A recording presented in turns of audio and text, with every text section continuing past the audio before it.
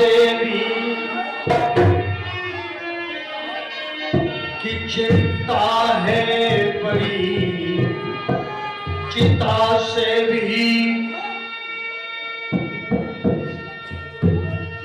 जो प्राणी को निर्जीव बनाती है और मुर्दे को चिता जलाती है,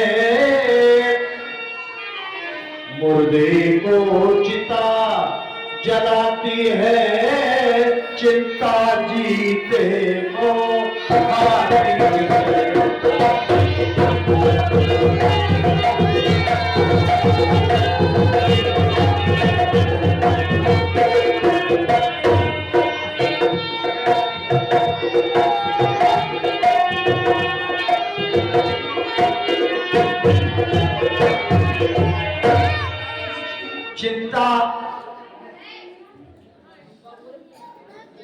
चिंता एक ऐसी चीज है,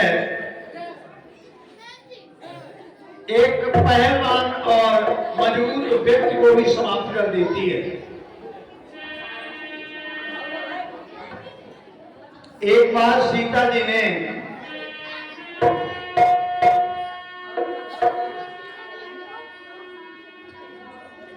खेल खेल में अपने घर का काम करते हुए शिव जी के धनुष को उठा दिया था। जब महाराज जनक को यह ज्ञात हुआ तो उन्होंने प्रतिज्ञा की सीता का विवाह उसी के साथ होगा जो इस धनुष को तोड़ेगा। आज सभा में बहुत सारे राजा धनुष तोड़ने के लिए बैठे हुए हैं। वहां पर विश्वामित्र के साथ राम लक्ष्मण भी आए हुए हैं, लेकिन एक एक करके बहुत सारे राजा आते हैं, धनुष को उठा नहीं पाते हैं।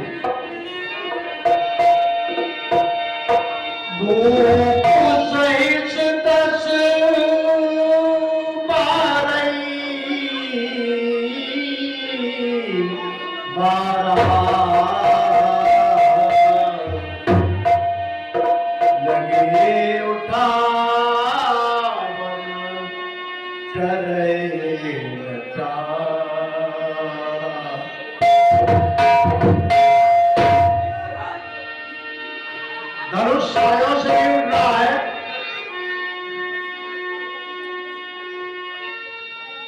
बहुत सारे राजा हार गए, धनुष नहीं उठा।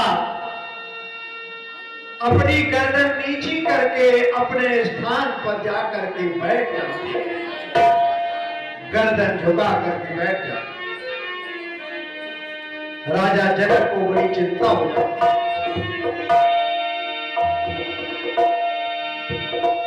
दीप दीप के भूपति नाना आए,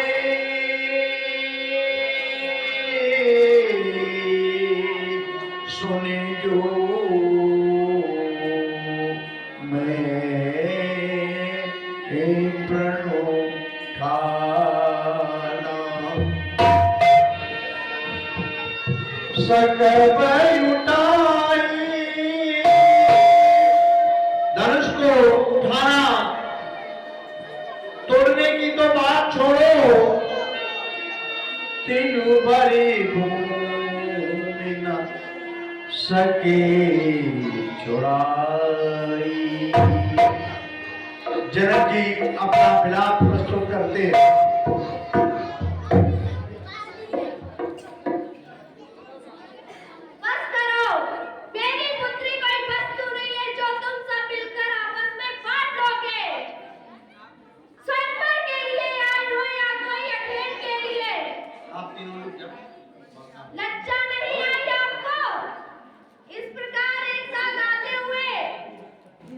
मैंने सोचा था मैं अपनी पुत्री का विवाह एक सिंह से करूंगा। नहीं जानता था सभा में सियार आएंगे।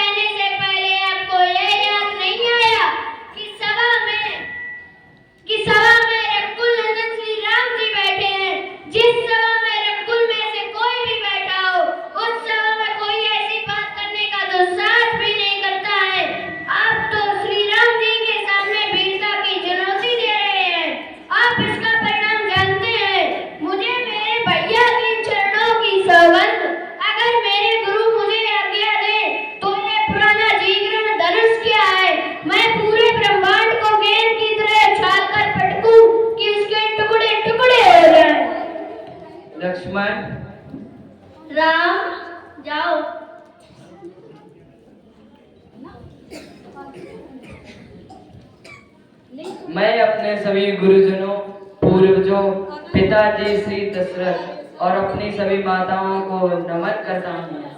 अपने इष्ट महादेव को और अनुमति के साथ आशीर्वाद की प्रार्थना करता हूँ।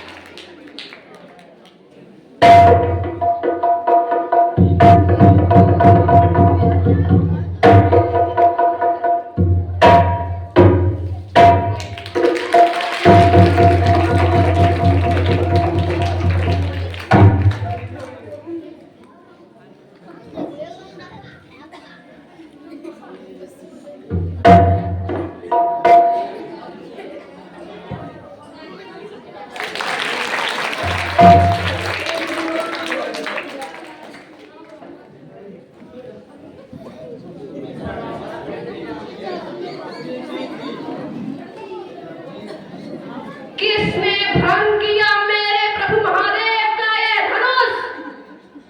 उस दुस्साहसी का नाश करने यह राम आया है। क्षत्रियों का काल आया है, परशुराम आया है। मेरे प्रभु, मेरे आराध्य का धनुष भंग किया है। उत्तर दो, अन्यथा इस सभा के साथ साथ पूरी मिथिला को भस्म कर दूंगा। बताओ, किसने मेरे आराध्य का धनुष भंग किया है? बंद कर दो ये सारे द्वार, कोई कहीं नहीं जाएगा। अपराधी के लिए केवल एक ही द्वार खुलेगा, मृत्यु द्वार। बताओ, किसने किया ये दुस्साहस? 21 बार मैंने इस धरा को अभिमानी शत्रुओं से विहीन किया है। 22वीं बार विनाश को निमंत्रण मत दो। बताओ, किसने किया ये दुस्साहस? प्रभु परशुराम। तो तुम बताओगे कि कौन है वह? बताओ युवक। मैं शिव धनुष मुझसे भंग हुआ है और इसलिए मैं क्षमा चाहता हूँ प्रभु। तुमने ये वंशधारी राम जिसका रक्षक है, उस महाधनुष को तुमने तोड़ा है। अपना परिचय दो बालक। मैं भी राम हूँ, अयोध्यापति दशरथ का ज्येष्ठ पुत्र। अद्भुत, इतना गहन अपराध करके भी ये बालक मेरे समक्ष निर्भीक होकर विश्वास पूर्वक खड़ा है। मैं तो तुम्हारे साहस से अभिभूत हुआ राम, किंतु फिर भी दुर्भाग्यवश मुझे तुम्हारा वध करना होगा, क्योंकि अब इस संसार में केवल एक ही राम शेष रहेगा, धनुष का रक्षक परशुराम या धनुष का भंजक राम। मुझे अपना सेवक समझकर शांत हो जाइए प्रभु। इतना बड़ा अपराध करके स्वयं को मेरा सेवक बता रहे हो। चलो बताओ इस कृष्ण को कि कौन सा था वह धनुष? क्षमा कर दे गुरुदेव, मेरी पुत्री ने इन्हें अपने वर के रूप में चुना है। ये मेरे प्रश्न का उत्तर नहीं है। चलो उत्तर दो, बताओ इसे कि कौन सा था वह धनुष? महादेव का विनाश जो आपने मिथिला को सौंपा था। और मेरी इस भेंट को, इस महाधनुष को तुमने खिलौना बना दिया, इन युवकों के मनोरंजन का साधन। मेरी केवल इतनी ही मनसा थी गुरुवर कि महादेव का यह सौगात मेरी पुत्री का सौभाग्य चुने, इसलिए मैंने माँ सुना तुमने? केवल प्रत्यंचा चढ़ानी थी, धनुष भंग नहीं करना था। मनसा मेरी भी प्रतीक्षा चढ़ाने की थी, किंतु महादेव की मनसा इसे तोड़ने की थी। अच्छा, महादेव स्वयं क्यों चाहेंगे कि उनका धनुष भंग हो? महादेव जिन्होंने हर्ष न जाने कितने ब्रह्मांडों को नष्ट किया है, जिन्हें उन्होंने स्वयं रचा था। इस संसार में हर व्यक्ति हर वस्तु का एक उद्देश्य होता है, और जब वह उद्देश्य पूर्ण हो जाए तब उसे जाना पड़ता है। फिर वो मैं हूँ, आप भी, या स्वयं महादेव का बिना का उद्देश्य पूर्ण हुआ, कदाचित उसकी मुक्ति का समय आ गया। इतनी दृष्टता, कैसे अपने अपराध को महिमा मंडित कर रहे हो? जैसे महादेव का धनुष सूखे पत्तों से बना था, जो तुम्हारे कोमल हाथों को लगाते ही टूट गया। जितने उदंडी हो उतने अभिमानी भी। जानते नहीं हो कि किसके समक्ष खड़े हो? अपने अपराध का दोष मेरे इष्ट, मेरे गुरु, मेरे आराध्य, मेरे महादेव पर मर रहे हो। मैंने तो केवल वही कहा जो सत्य है। सत्य? अरे सत्य मुझसे भी सुन लो। आज तुम्हारे जीवन का उद्देश्य पूर्ण हुआ। आज तुम्हारी मृत्यु निश्चित है। साकार परशुपति, स्वयंवर में आए हो बालक, या स्वयंवर में? लगता है दोनों भाइयों में होड़ लगी है कि पहले मृत्यु लोग कौन जाएगा। जानते नहीं हो किसके समक्ष शस्त्र उठाकर खड़े हो? जानता हूँ, भली भांति जानता हूँ। इस सभा में कम से कम 21 बार आप अपने मुख से महिमा मंडित कर चुके हैं। अब फिर चाहे ब्रह्मा हो, विष्णु हो, या स्वयं विष्णु के अवतार क्यों ना हो, जहाँ इतनी बार सुन लिया, मैं एक बार सुनने के लिए और सच हूँ। मेरा परिचय जानकर भी मेरे फर्श विधार पर खड़े हो। आत्महत्या करने की इतनी शीघ्रता क्या है? मूर्ख! मान लिया कि मैं मूर्ख हूँ, परंतु आप तो परम ज्ञानी हैं। फिर बालकों की भांति राय का पहाड़ क्यों बना रहे हैं? अरे पुराना धनुष था, टूट गया तो टूट गया। बार में ना जाने खेलते खेलते ऐसे कितने धनुष तोड़े, तब तो ना किसी ने क्रोध किया ना वो। उदंडी! हे महाप्रभु रुकिए, ये दोनों दशरथ पुत्र मेरी छत्र छाया में हैं। इनकी सुरक्षा का उत्तरदायित्व महाराज दशरथ ने मुझे सौंपा है। यदि इन्हें कुछ हो गया तो हम महाराज दशरथ को क्या उत्तर देंगे? देख रहे हो विश्वामित्र कि कैसे ये मंद मंद मुस्कुरा रहा है। ये जानता नहीं कि किसके समक्ष खड़ा है, जिसकी एक गर्जनाहट से भय के कारण सारा ब्रह्मांड कांप उठता है। भयभीत तो मैं हुआ नहीं, परंतु प्रत्येक बार निष्कर्ष यही निकला, इतना अनैतिक अहंकार तो केवल एक राक्षस में हो सकता है। मैं आपको केवल इसीलिए छोड़ रहा हूँ क्योंकि ब्रह्म हत्या का पाप मैं रघुकुल पर नहीं लाना चाहता। बस विश्वामित्र, इसने मेरा अनादर करने का साहस कैसे किया? सम्मान परिस्थिति और स्थान देख कर किया जाता है महोदय, पर आप मेरे ज्येष्ठ भ्राता के शुभ अवसर पर अशुभ समाचार बनकर आए हैं। अब मेरे प्रभु श्री राम की ओर किसी ने एक भी अशुभ पग बढ़ाया तो उसके पग में मेरे बाण रोकेंगे या मैं खोए उसकी आभूति चढ़ जाऊंगा। इसके पिता से मेरी ओर से क्षमा मांगना ब्रह्म ऋषि, क्योंकि मैं उन्हें संसार का सबसे बड़ा दुख पुत्र शोक देने जा रहा हूँ। मैं धनुष भंग होने के कारण आदर सहित स्पष्ट कर चुका हूँ। अपने भाई की अज्ञानता के लिए क्षमा चाहता हूँ प्रभु। जब मृत्यु सामने आई तो क्षमा याचना करने लगे। कदाचित स्मरण नहीं है राम कि परशुराम की झोली में क्षमा नहीं है। मेरे मन में आपके लिए बहुत सम्मान है ऋषिवर। मैं आपकी पग की धूल हूँ, किंतु प्रश्न यदि मेरे भाई की सुरक्षा पर उठा, गुरु वशिष्ठ का यह शिष्य रघुवंशी राम आपको उत्तर देने के लिए विवश होऊंगा। मैं वही करूंगा जो उचित है प्रभु। अंतिम सांस तक आपसे युद्ध। युद्ध, वो भी मुझसे, परशुराम से। जिसने कार्तिकेय वीर अर्जुन की 998 भुजाएं काटकर उसके सर को धड़ से अलग कर दिया, उस परशुराम से युद्ध करोगे। जिसे बिना तोड़े धनुष पर प्रत्यंचा चढ़ाना नहीं आता, वो परशुराम के समक्ष शस्त्र उठाएगा। विनाश को तोड़ने का मत रखने वाले बालक, श्री हरि नारायण का धनुष सारंग है।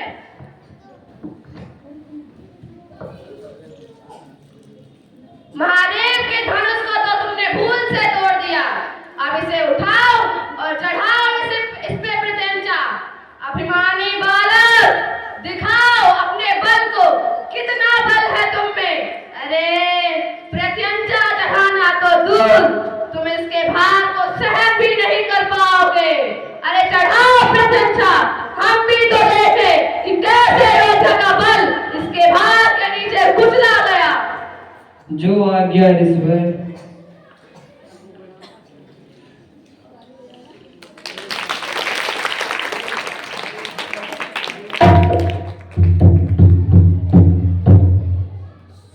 अहंकारियों को किस भार भी इस धनुष से मिटाने के बाद मैं आपको नहीं पहचान पाया।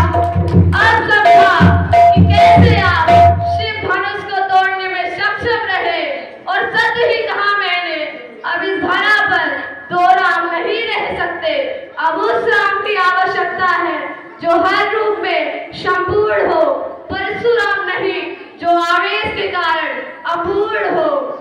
बताइए ऋषिवर, इस बाण से क्या लक्ष्य भेदूं? जानता हूँ, धनुष पर चढ़ाया गया बाण वापस नहीं लौटाया जा सकता। अब इसे लक्ष्य देने की आवश्यकता है। तो बताइए ऋषिवर, इससे क्या लक्ष्य भेदूं? आप तो चिरंजीवी हैं। यह बाण या तो आपके तप की शक्ति को काटेगा या मन के विचलन होने की शक्ति को।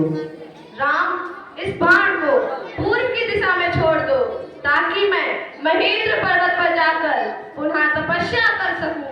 समुद्र में उस डूबी भूमि को पुनः प्राप्त कर सकूं, जो 52 अवतार द्वारा असुर राजा महाबली को पाताल लोक भेजते समय जल में समा गई थी।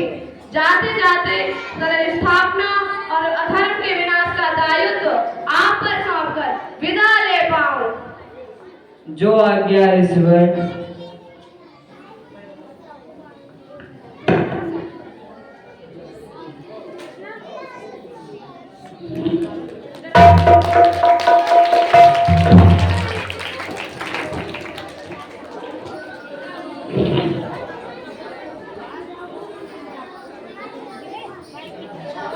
एक साथ स्काउट ताली।